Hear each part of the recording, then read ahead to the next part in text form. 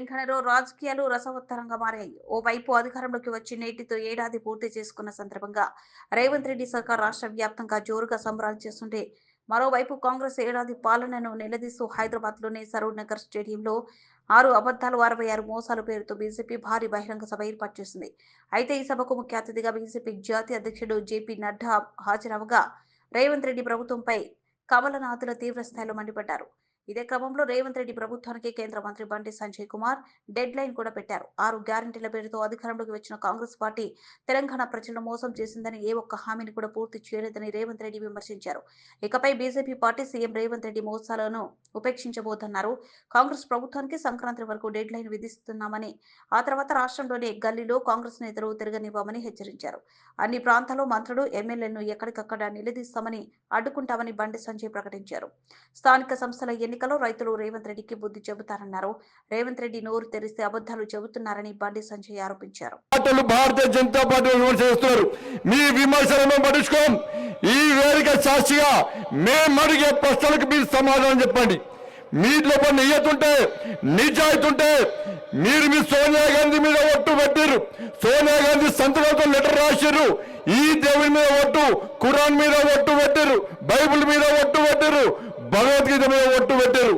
నానా ప్రమాణాలు వేసారు. వల్ల మేము చేసే సవాల్, మేము చెప్పిన మాటలు సమాధానం చెప్పండి. చలో, రైతుల విషయంలో రైతులను మోసం చేసింది వాస్తవం కాదా? రేవంత్ రెడ్డి సర్కార్ చెప్పాలి. ఇలా రుణమాఫీ చేస్తున్నారు, 2 లక్షల రుణమాఫీ చేస్తున్నారు. సాక్షాత్తు వ్యవసాయ శాఖ మంత్రి ప్రకటన చేసిండు. ఇంకా 22 లక్షల మందికి రుణమాఫీ చేయాలని చెప్పి సాక్షాత్తు వ్యవసాయ శాఖ మంత్రి ప్రకటన ఇస్తే, రేవంత్ రెడ్డి మాత్రం రుణమాఫీ చేస్తాం అందరికీ అని చెప్పి రేవంత్ రెడ్డి సర్కార్ చెప్తున్నారు. ఇలా రైతు కూలీలకు 12,000 రూపాయలు ఇస్తున్నారు. ఎంతమంది రైతు కూలీలకు 12,000 రూపాయలు ఇచ్చిన రేవంత్ రెడ్డి సర్కార్ చెప్పాలి. 15,000 రూపాయలు రైతు భరోసా ఇస్తున్నారు. ఎంతమందికి రైతు భరోసా ఇచ్చిన రేవంత్ రెడ్డి సర్కార్ చెప్పాలి.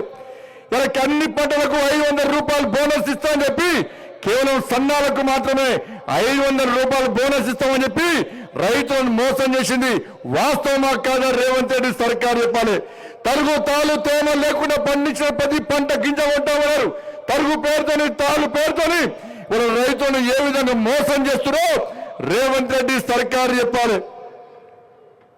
ఆడతామని ఆడిస్తాం బిడ్డ. రేవంత్ రెడ్డి నేను ఇష్టపెట్టే ప్రసక్తి లేదు. సంక్రాంతికి నీకు డెడ్ లైన్, సంక్రాంతికి డెడ్ లైన్. ఈ వేదిక సాక్షిగా మనం చెప్తున్నాం, ఈ వేదిక సాక్షిగా చెప్తున్నాం. మనమంటే గంగిరెద్దులో కదా భారతీయ జనతా పార్టీలు అచ్చొచ్చిన ఆంబొత్తులుగా తెలంగాణ రాష్ట్రం దోచుకుంటే దొంగలు మీ కాంగ్రెస్లు. అదే మీ గంగిరెద్దులు వాళ్ళన్నారు, అలా మీరు అంటున్నారు. Sankranti deadline Revanth Reddy.